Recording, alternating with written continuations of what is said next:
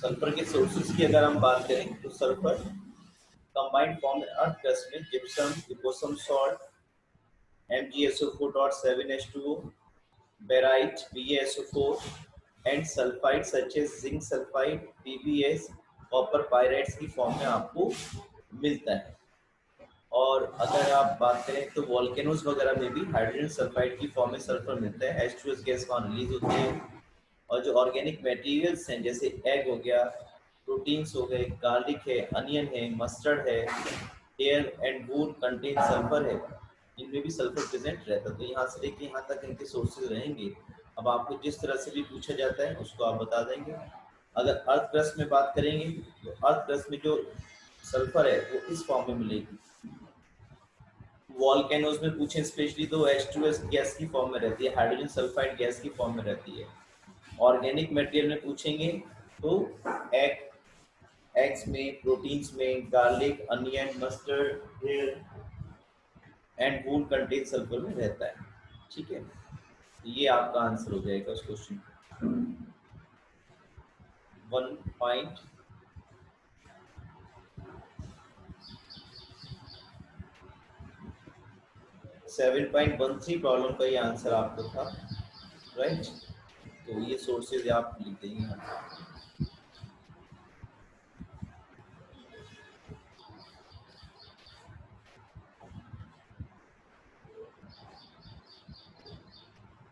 आज हम थोड़ा सा रिवाइज कर लेते हैं डाई ऑक्सीजन की प्रिपरेशंस का।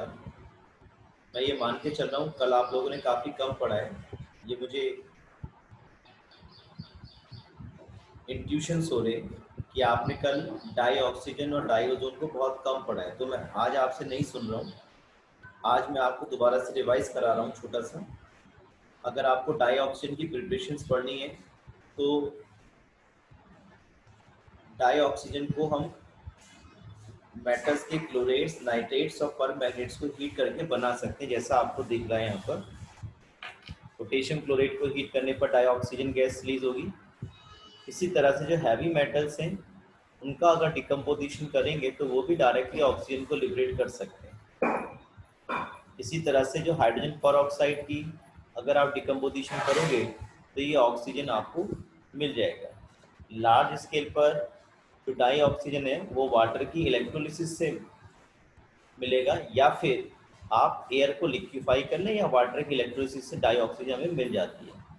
इंडस्ट्री में जो डाई ऑक्सीजन यूज़ होती है वो पहले हम एयर में से कार्बन डाइऑक्साइड, वाटर वेपर्स को निकाल देते हैं और फिर उसको लिक्विफाई कर लेते हैं। लिक्विफाई करने पर मेनली डाई नाइट्रोजन और डाई ऑक्सीजन आपको मिलता है, और इन दोनों के बॉइलिंग पॉइंट्स क्योंकि अलग हैं तो फ्रैक्शनल डिस्टिलेशन से इनको हम सेपरेट कर लेते हैं, डाई ऑक्सीजन अलग और डाई नाइट्रोजन अलग।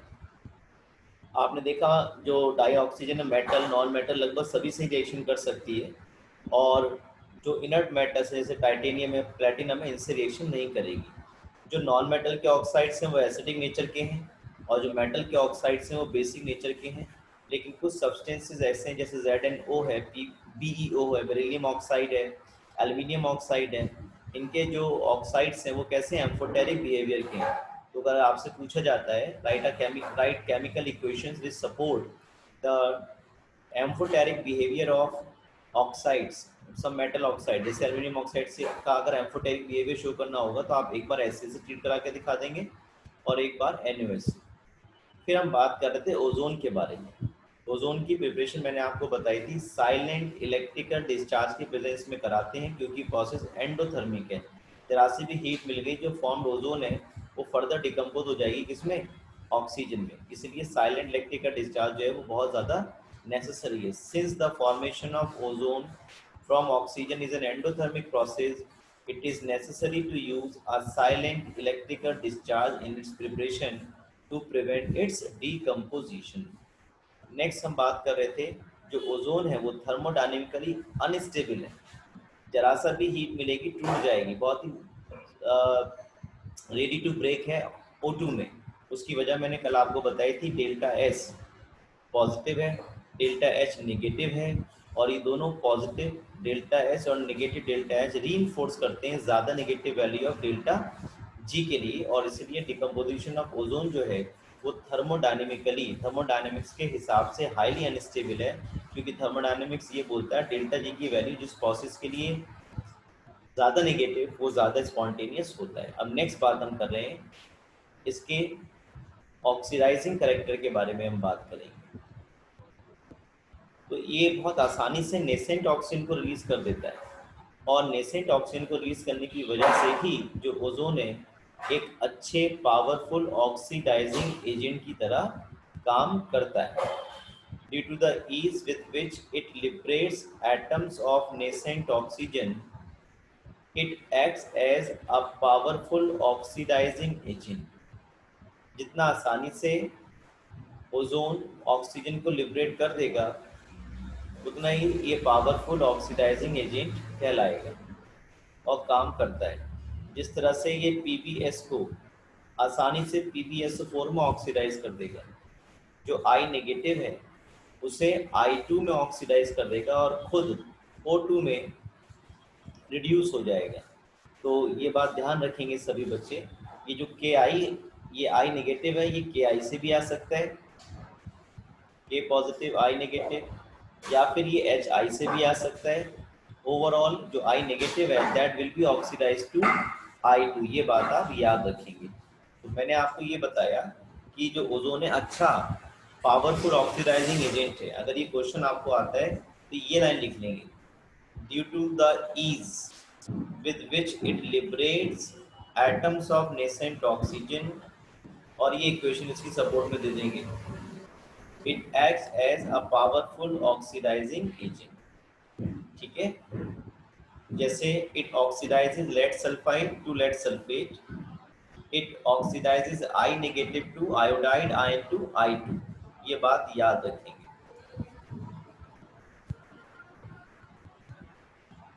ये जो दूसरी वाली रिएक्शन है I नेगेटिव वाली, ये ओजोन के एस्टिमेशन में भी यूज होती है। इस इक्वेशन का यूज करके हम ये पता कर पाते हैं कि जो ओजोन है वो कितना फॉर्म हुआ है, कितना उसकी कंसंट्रेशन है। तो ये जो बाद वाली रिएक्शन I नेगेटिव से I2 वाली है इसको हम कर सकते हैं, इसमें हम टाइट्रेट करेंगे इसको। When ozone reacts with an excess of potassium iodide solution, ये आप भूल जाइए क्या लिखा हुआ, buffered with a borate buffered, इसको भूल जाइए। When ozone reacts with an excess of potassium iodide solution, iodine is liberated, which can be titrated against the standard solution of sodium thiosulfate। तो इसको हम जब टाइट्रेशन करेंगे सोडियम थायोसल्फेट के साथ तो हम इसका एस्टिमेशन कर सकते हैं कि I2 कितना बना है, और ये बैलेंस इक्वेशन यूज करके पता चल जाएगा। तो 1 मोल ओजोन होगा तो 2 मोल्स I2 को ये रिड्यूस कर पाएगा। तो इस तरह से स्टोइचियोमेट्री यूज करके हम ओजोन का जो कंसंट्रेशन है अमाउंट है वो पता हम कर सकते हैं।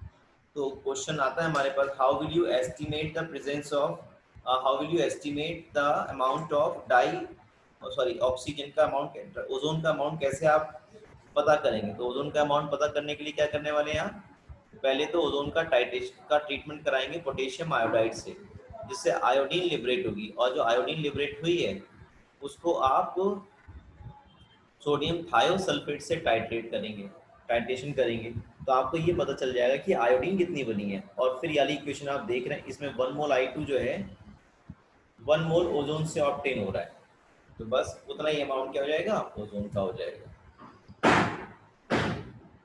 Experiment have shown that nitrogen dioxide combine very rapidly with ozone, and there is thus possibility of nitrogen oxides।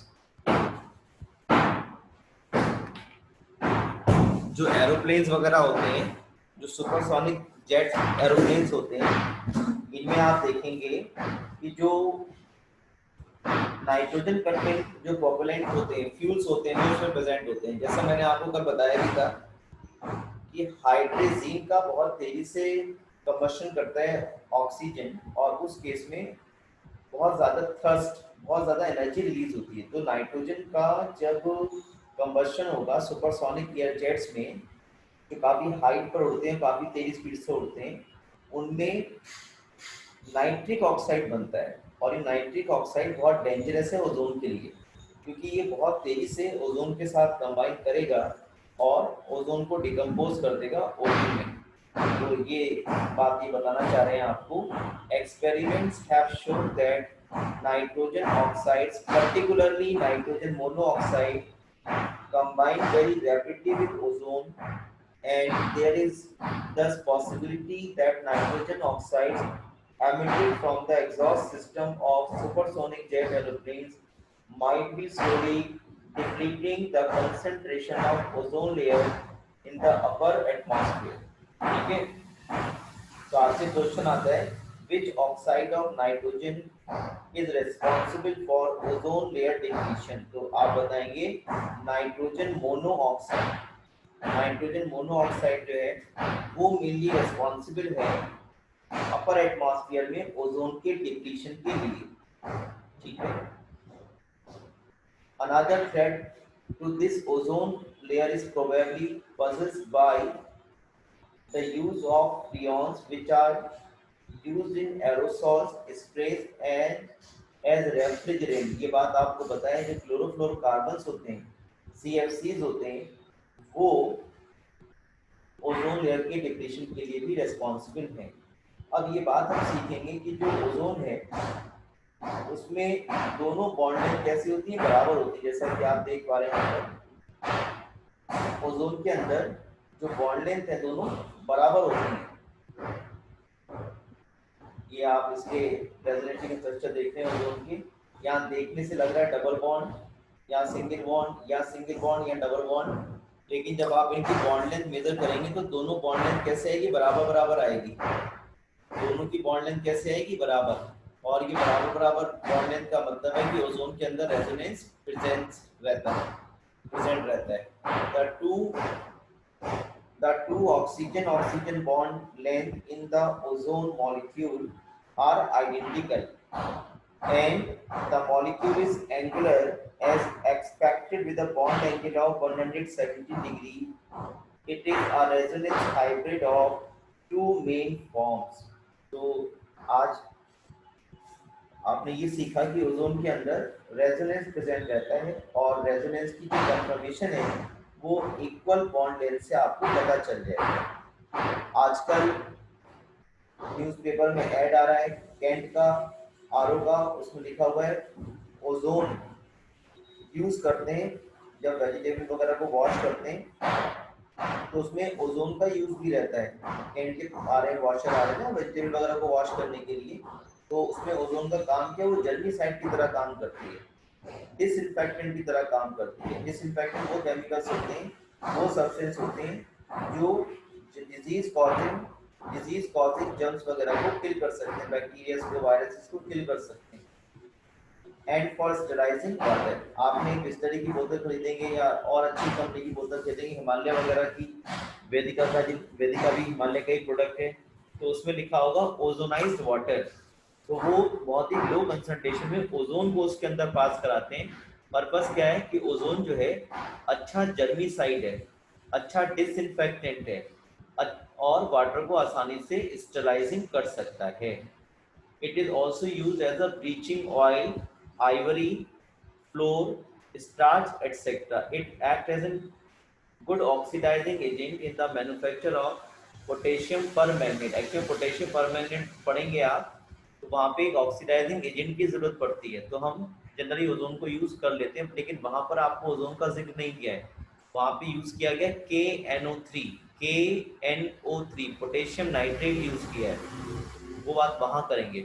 तो जो 7.18 प्रॉब्लम है, why does O3 act as a powerful oxidising agent? O3 क्यों एक पावरफुल ऑक्सीडाइजिंग एजेंट की तरह काम करेगी? तो आपको ये लाइन लिखनी है, देखिए 7.18 का आंसर आपका ये आ जाएगा। 7.18 का आंसर आप ये लिखेंगे यहां से,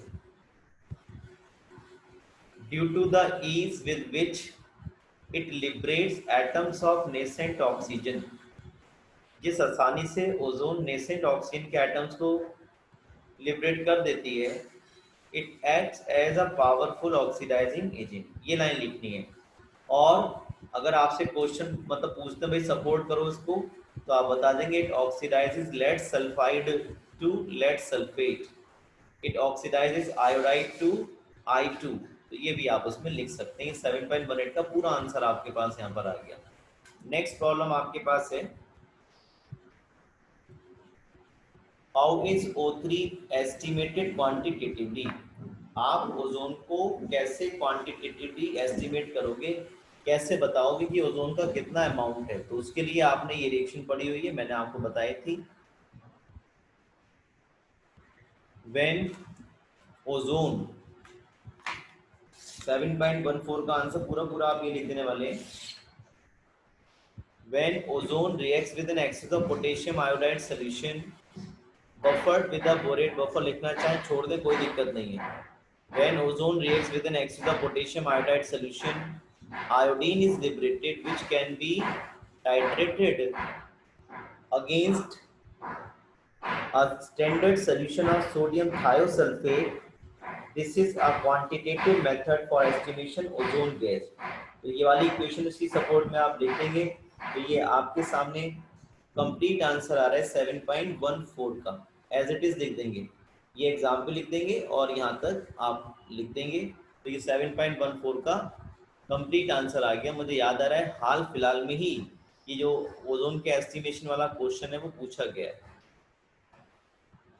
अब हम बात करेंगे सल्फर के एलोट्रॉप्स की। फास्फोरस के एलोट्रॉप्स तो हमने नहीं पढ़े, हमें सल्फर के एलोट्रॉप्स को पढ़ना है।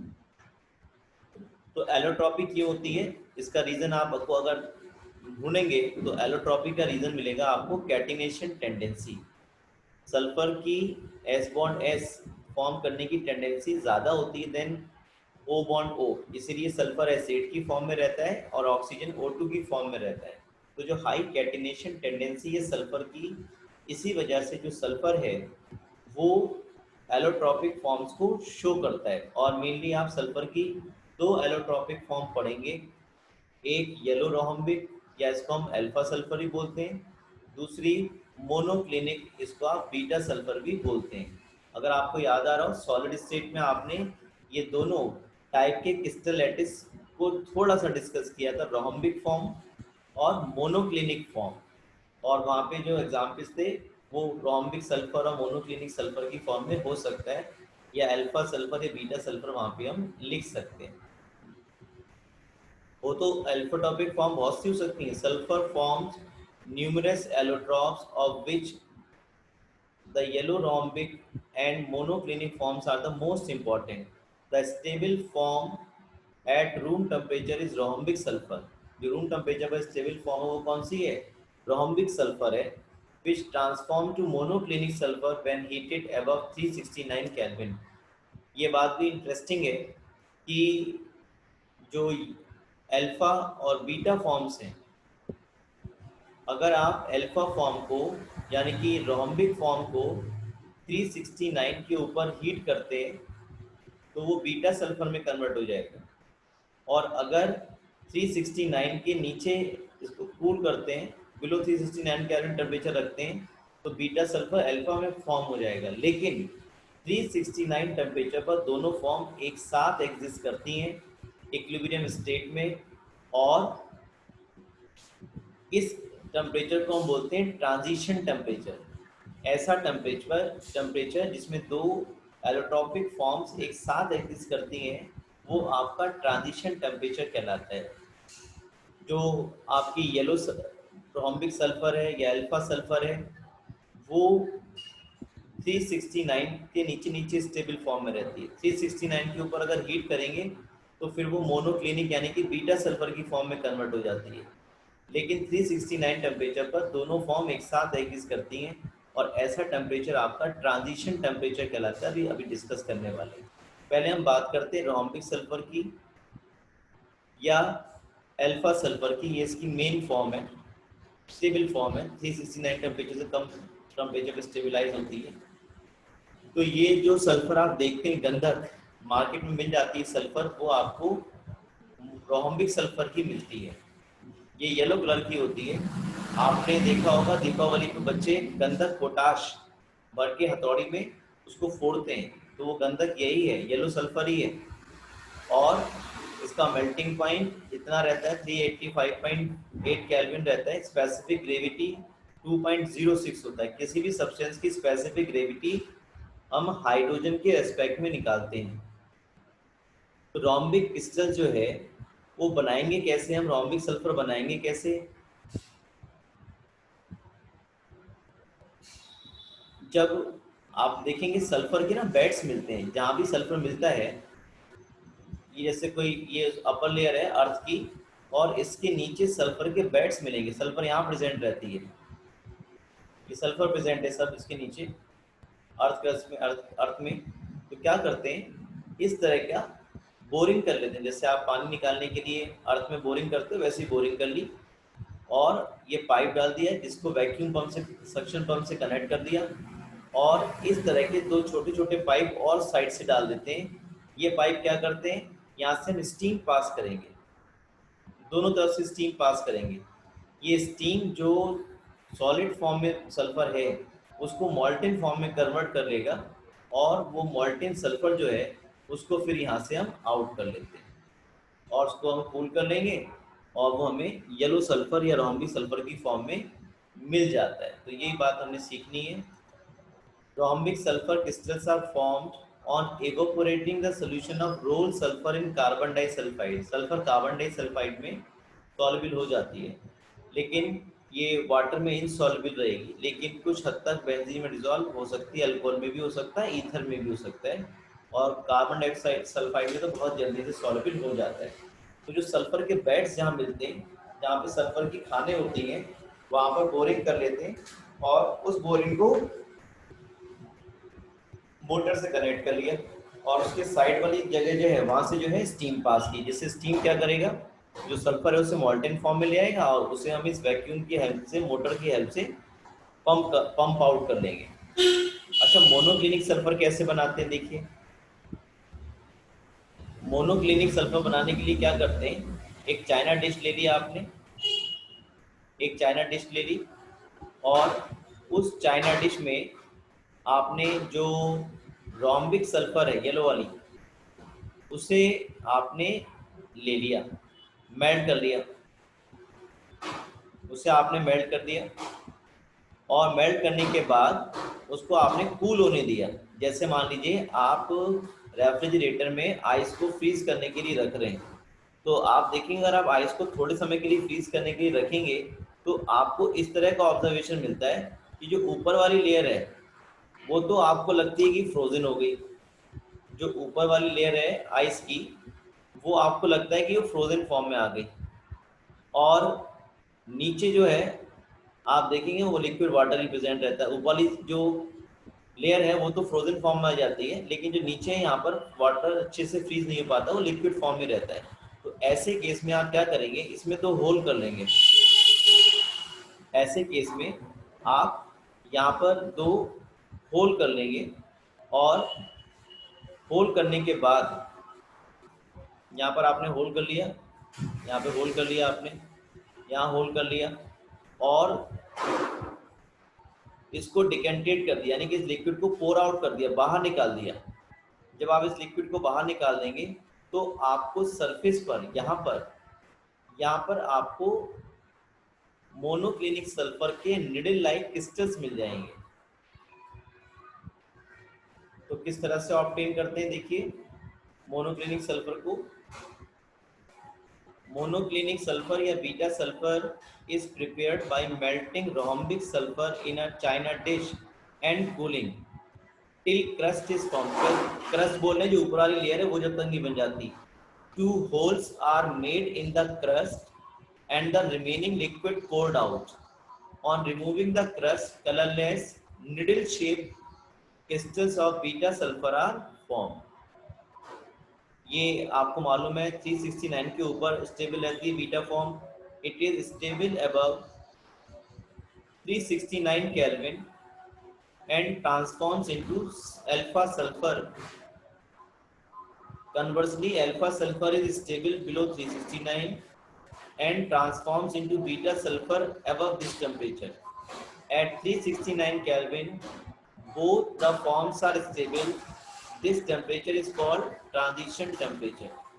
दोनों रोम्बिक और मोनोक्लिनिक सल्फर S8 मॉलिक्यूल की फॉर्म में एग्जिस्ट करते हैं, इसको हम फुकर रिंग बोलते हैं। देखिए ये आपके सामने दोनों फॉर्म है, चेयर फॉर्म है और ये बोर्ड फॉर्म है। ये कहलाती है आपकी चेयर फॉर्म और ये कहलाती है आपकी बोर्ड फॉर्म। बोर्ड की तरह लग रहा है, ये फुकर रिंग स्ट्रक्चर भी बोलते हैं इसको हम। इसमें से आप देखेंगे जो चेयर फॉर्म है ये ज़्यादा स्टेबल है। तो आप देखेंगे chair form. Several other modification of sulphur containing 6 to 20 sulfur atom per ring have been synthesized in last 2 decades. In cyclohexane, the ring adopt the chair form and the molecular dimension are shown in the figure.